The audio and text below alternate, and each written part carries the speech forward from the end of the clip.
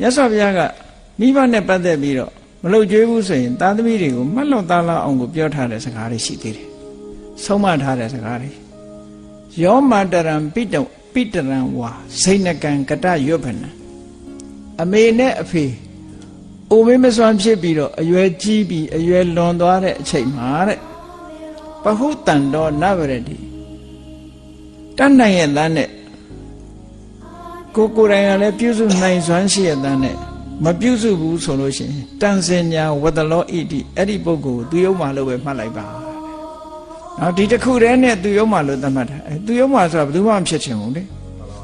ဝတ္တလအောက်တန်းစားတဲ့အန်တက်ချေပေါ်ပဲခုနဘလောက်ဇမ်းမြင့်တဲ့လူဖြစ်ဖြစ်ဇမ်းနိုင်မဲ့တာဘာလို့လဲဆိုသူ့အမှုအကျင့်ကသူယုံမှရဲ့အမှုအကျင့်ကိုအမှုအကျင့်နဲ့ပတ်သက်ပြီးတော့မြတ်စွာဘုရားလူတော်လူကောင်းဒီမြင့်မြတ်သူနဲ့ယုံနေသူကိုတတ်မှတ်တယ်ဆတ်နဲ့မတတ်မှတ်ဘူး